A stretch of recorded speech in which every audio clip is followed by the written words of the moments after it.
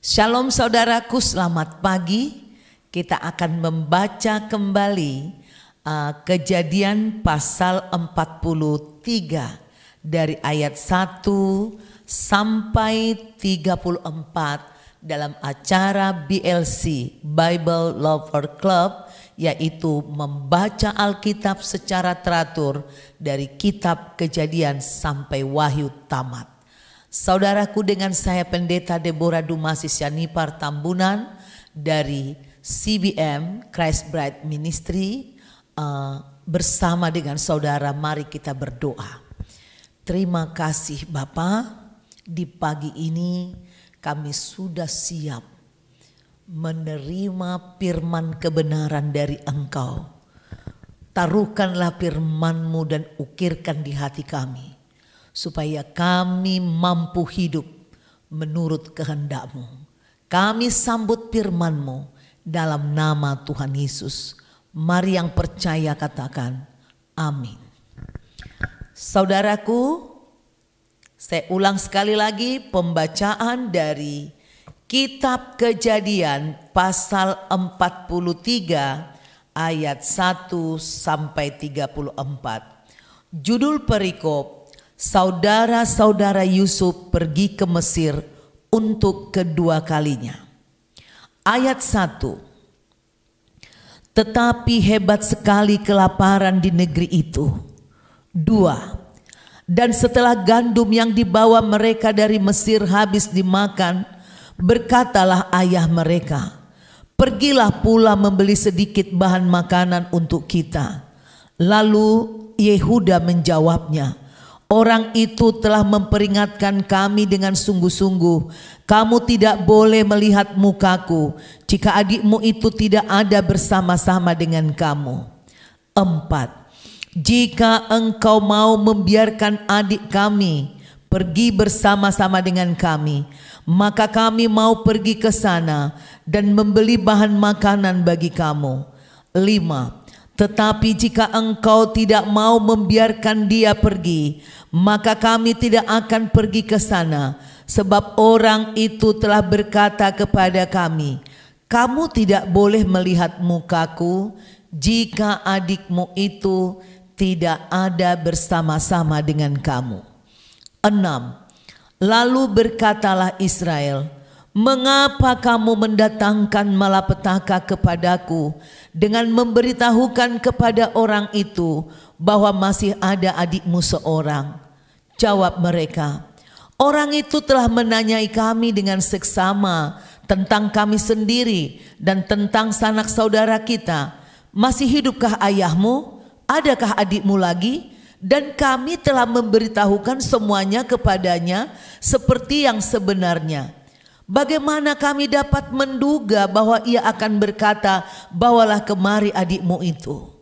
Ayat 8. Lalu berkatalah Yehuda kepada Israel ayahnya, biarkanlah anak itu pergi bersama-sama dengan aku, maka kami akan bersiap dan pergi, supaya kita tetap hidup dan jangan mati, baik kami maupun engkau dan anak-anak kami.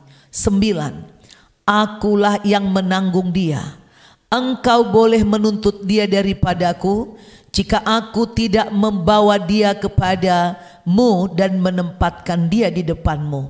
Maka akulah yang berdosa terhadap engkau untuk selama-lamanya. 10. Jika kita tidak berlambat-lambat, maka tentulah kami sekarang sudah 2 kali pulang. Ayat 11. Lalu Israel, ayah mereka berkata kepadanya, jika demikian, perbuatlah begini, ambillah hasil yang terbaik dari negeri ini dalam tempat gandummu, dan bawalah kepada orang itu sebagai persembahan sedikit balsam dan sedikit madu, damar dan damar ladan, buah kemiri dan buah badam. Ayat 12. Dan bawalah uang 2 kali lipat banyaknya, uang yang telah dikembalikan ke dalam mulut karung-karungmu itu haruslah kamu bawa kembali. Mungkin itu suatu kehilapan. Ayat 13. Bawalah juga adikmu itu, bersiaplah dan kembalilah pula kepada orang itu. 14. Tuhan yang Maha Kuasa kiranya membuat orang ini menaruh belas kasihan kepadamu, supaya ia membiarkan saudaramu yang lainnya beserta Benyamin kembali. Mengenai aku ini, jika terpaksa aku kehilangan anak-anakku, biarlah juga kehilangan. 15. Lalu orang-orang itu mengambil persembahan itu dan mengambil uang 2 kali lipat banyaknya, beserta Benyamin juga. Mereka bersiap dan pergi ke Mesir. Kemudian berdirilah mereka di depan Yusuf. 16. Ketika Yusuf melihat Benyamin bersama-sama dengan mereka, berkatalah ia kepada kepala rumahnya, bawalah orang-orang ini ke dalam rumah, sembelilah seekor hewan dan siapkanlah itu, sebab orang-orang ini akan makan bersama-sama dengan aku pada tengah hari ini. 17. Orang itu melakukan seperti yang dikatakan Yusuf, dan dibawanyalah orang-orang itu ke dalam rumah Yusuf. 18. Lalu ketakutanlah orang-orang itu karena mereka dibawa ke dalam rumah Yusuf. Kata mereka, yang menjadi sebab kita dibawa ke sini ialah perkara uang yang dikembalikan ke dalam karung kita pada mulanya itu, supaya kita disergap dan ditangkap, dan supaya kita dijadikan budak dan keledai kita diambil. Ayat 19. Karena itu mereka mendekati kepala rumah Yusuf itu dan berkata kepadanya di depan pintu rumah. 20. Mohon bicara Tuan, kami dahulu datang kemari untuk membeli bahan makanan. 21. Tetapi ketika kami sampai ke tempat bermalam dan membuka karung kami, tampaklah uang kami masing-masing dengan tidak kurang jumlahnya ada di dalam mulut karung. Tetapi sekarang kami membawanya kembali. Uang lain kami bawa juga kemari untuk membeli bahan makanan. Kami tidak tahu siapa yang menaruh uang kami itu ke dalam karung kami.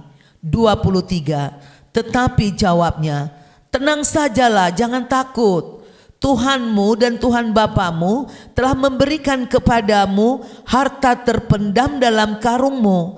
Uangmu itu telah kuterima. Kemudian dikeluarkannyalah Simeon dan dibawanya kepada mereka. 24. Setelah orang itu membawa mereka ke dalam rumah Yusuf, diberikannya air supaya mereka membasuh kaki, juga keledai mereka diberinya makan. 25. Sesudah itu mereka menyiapkan persembahannya, menantikan Yusuf datang pada waktu tengah hari, sebab mereka telah mendengar bahwa mereka akan makan di situ. 26. Ketika Yusuf telah pulang, mereka membawa persembahan yang ada pada mereka itu kepada Yusuf di dalam rumah, lalu sujud kepadanya sampai ke tangan. 27. Sesudah itu ia bertanya kepada mereka, apakah mereka selamat? Lagi katanya, apakah ayahmu yang tua yang kamu sebutkan itu selamat? Masih hidupkah ia? 28. Jawab mereka, hambamu, ayah kami ada selamat. Ia masih hidup. Setelah itu berlututlah mereka dan sujud. Ketika di ayat 29, ketika Yusuf memandang kepada mereka, dilihatnyalah Benyamin adiknya yang seibu dengan dia. Lalu katanya, inikah adikmu yang bungsu itu yang telah kamu sebut-sebut kepadaku?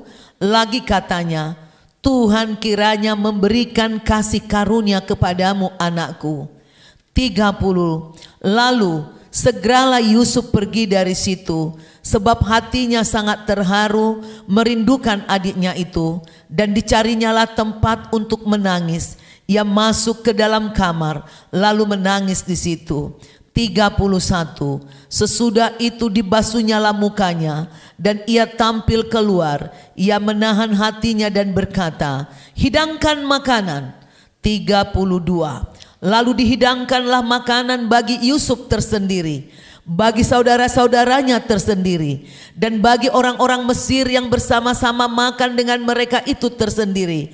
Sebab orang Mesir tidak boleh makan bersama-sama dengan orang Ibrani, karena hal itu suatu kekejian bagi orang Mesir. 33. Saudara-saudaranya itu duduk di depan Yusuf, dari yang sulung sampai yang bungsu, sehingga mereka berpandang-pandangan dengan heran. Lalu disajikanlah kepada mereka hidangan dari meja Yusuf. Tetapi yang diterima Benyamin adalah 5 kali lebih banyak daripada setiap orang lain. Lalu minumlah mereka dan bersukaria bersama-sama dengan dia. Demikianlah pembacaan firman Tuhan dari Kejadian pasal 43 ayat 1 sampai ayat 34. Saudaraku, kalau kita perhatikan di ayat 1 sampai 3 ini, saudaraku, dikatakan hebat sekali kelaparan di negeri itu, di tanah Kanaan maksudnya. Dan setelah gandum yang dibawa mereka udah mau habis, ya. Lalu lalu ayahnya mengatakan, Yakub, udah pergilah kalian, ambil lagi makanan kita ke Mesir. Tetapi Yehuda bilang, orang itu, maksudnya Yusuf, raja di sana itu, udah memperingatkan kami, Pak. Kami nggak mungkin ke sana tanpa membawa adik kami. Jadi kalau kau tidak membiarkan Benyamin ikut, maka kami tidak akan pergi ke sana. Terjadi suatu ketegangan di keluarga ini antara pilihan. Memang ada suatu peristiwa yang traumatis bagi Yakub. Istri yang dicintainya meninggal dan anak yang sangat sulit didapat oleh istri yang tercinta, Yusuf, telah mati menurut ceritanya yang dipahami waktu itu sebelum kejadian ini terbongkar, saudaraku. Dia sangat sulit. Yusuf sudah hilang, tinggal satu lagi Benyamin. Bagaimana mungkin aku memberikannya? Tapi ada satu, ya, kejantanannya, keberanian berkorban. Ini selalu, saudaraku, kalau kita memiliki jiwa yang suka berkorban, di dalam doa pun, doa yang memiliki komitmen janji dengan Tuhan, itu biasanya doa yang kuat. Nah, kesungguhan daripada Yehuda tentang tanggung jawabnya menjaga anak-anak Yakub, menjaga Benyamin. Akhirnya ayahnya pun mempercayai. Lalu ayahnya Yakub mengatakan, jika terpaksa aku harus kehilangan anak-anakku, biarlah aku kehilangan. Jadi pergilah kalian.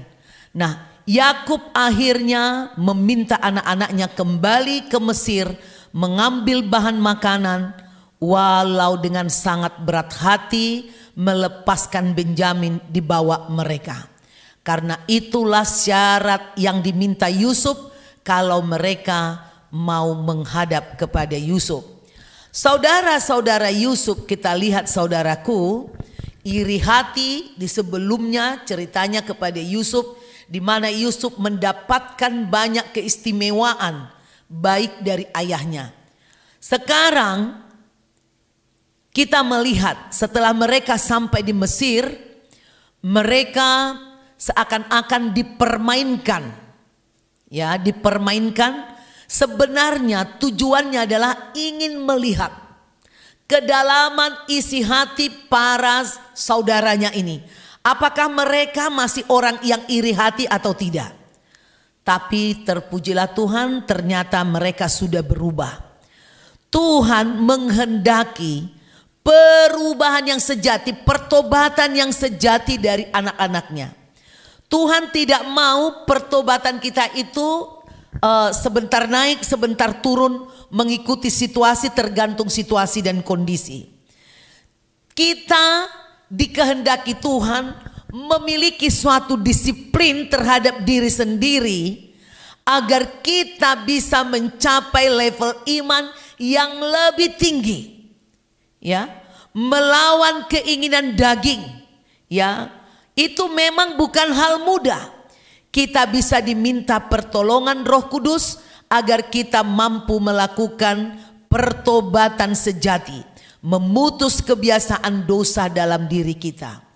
Saudaraku, tadi kita perhatikan bagaimana dampaknya, impact dari perkataan Yehuda yang berani mempertaruhkan nyawanya, ya, mati syahid, mempertaruhkan nyawa anak-anaknya demi keselamatan keluarga, menjaminkan untuk membuat suatu ketenangan di hati ayahnya. Akhirnya ayahnya percaya, dan ayahnya Yakub ini seorang ayah yang benar, orang yang bijaksana, sehingga dia memberikan saran kepada anak-anaknya untuk mereka membawa uang lebih banyak, mengembalikan uang yang terbawa oleh anak-anaknya, dan juga membekali anak-anaknya dengan beberapa gift, ya, hadiah-hadiah yang disiapkan. Nah, memang hadiah itu, saudaraku, bisa melunturkan amarah, ya.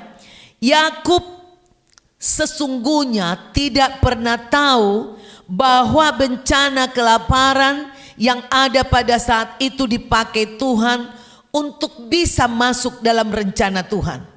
Oleh karena itu, saudaraku, hal ini pun masih berlaku saat ini. Jangan pernah kita takut dalam menjalani hidup, walau sepertinya kelihatan seperti jalan tertutup, sukar. Meski kita sedang melihat jalan buntu, jalan tertutup, tidak ada daya, tapi kita harus berani meletakkan iman percaya kita kepada Tuhan. Kalau tidak ada bencana kelaparan di Mesir dan di tanah Kanaan, maka Yusuf tidak akan pernah berfungsi sebagai wakil raja atau sebagai gubernur atau sebagai mangkubumi di Mesir.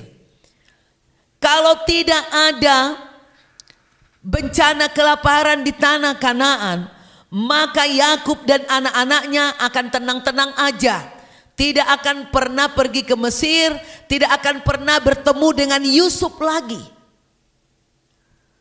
Bencana, kak saudaraku, kadang-kadang terjadi.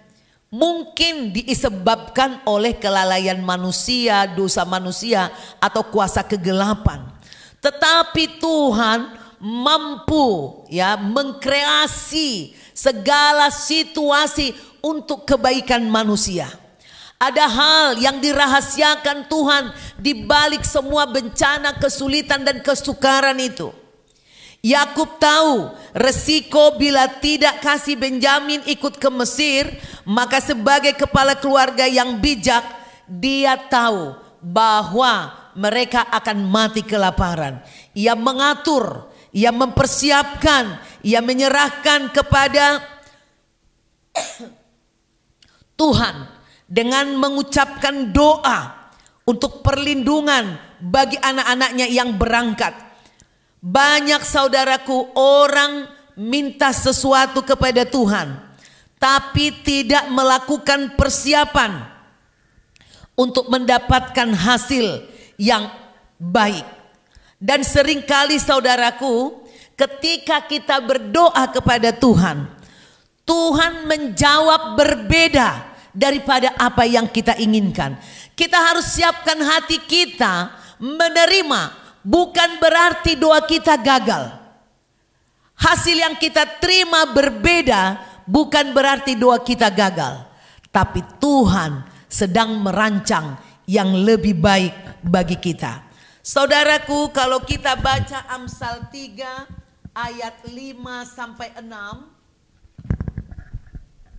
dikatakan gini: percayalah kepada Tuhan dengan segenap hatimu dan janganlah bersandar kepada pengertianmu sendiri. Akuilah dia dalam segala lakumu, maka ia akan meluruskan jalanmu. Jadi saudaraku, nggak repot kalau kita mau mempercayakan hidup kita kepada Tuhan. Jangan bersandar kepada asumsi, pengertian kita sendiri, paradigma kita sendiri. Kita akui Tuhan melalui doa, melalui kepercayaan kita. Kita nggak usah takut, tapi serahkan ketakutanmu, kekhawatiranmu, maka Tuhan bisa meluruskan semua jalan kita, saudaraku. Di Kejadian 43 ayat 16 sampai 34 menceritakan bagaimana saudara-saudara Yusuf bertemu kembali dengan Yusuf. Yusuf mendidik saudara-saudaranya dalam hal ini, walaupun kelihatan seperti dipermain-mainkan. Tetapi Yusuf menangis di kamarnya, itu menunjukkan dia rasa rindu, terharu, ingin segera menunjukkan dirinya, ingin segera memeluk saudara-saudaranya. Tapi dia ingin tahu lebih dahulu seperti apa kakak-kakaknya ini sekarang, supaya dia tahu bertindak. Dia ingin menolong kakak-kakaknya untuk bertobat. Tapi puji Tuhan mereka sudah berubah, sehingga Yusuf tahu betul abangnya semua sudah sedang dalam pertobatan. Yusuf tidak ada menghakimi saudara-saudaranya, dia tidak ada balas dendam. Orang percaya selalu melihat hidup itu sebagai suatu kesempatan untuk menjadi berkat. Inilah yang dimiliki oleh Yusuf. Dia tidak berpikir untuk mengatakan syukur lo, rasain kan, terbukti kan, sekarang gue raja lo, sekarang lo sujud kepada. Dia tidak memegahkan diri, dia tidak menyombong, dia tidak merasa wah ini nih, tidak. Tapi Yusuf menangis di kamarnya, saking rindunya. Dia melakukan semua interogasi hanya untuk mendidik saudara-saudaranya agar tidak ada lagi iri hati. Maka saat mereka makan, saudaraku, Yusuf sengaja memberikan 5 bagian lebih besar porsinya kepada adik kandungnya yang satu ibu, yaitu Benyamin. Ingin dia lihat apakah masih ada iri hati itu. Tapi tidak lagi, saudaraku. Nah, untuk menjadi berkat segala situasi, buruk atau baik, kita diutus Tuhan untuk menjadi berkat. Itulah mental, ya, pemahaman, karakter daripada Yusuf. Selalu berdampak positif, berdampak baik dalam segala situasi. Yusuf tidak balas dendam, juga tidak membiarkan saudaranya dalam kebodohan, dalam kesalahan, atau pura-pura tidak mau tahu, atau pura-pura masa bodoh. Ada juga orang gak dendam tapi masa bodoh, sebodoh teing katanya gitu ya. Mau apa biarin aja lah, dia mau mati-mati terserah, mau rusak-rusak sendiri, ke surga itu sendiri-sendiri kok gak bawa orang. Ada banyak loh saya dengar perkataan orang Kristen demikian, dan itu tidak benar.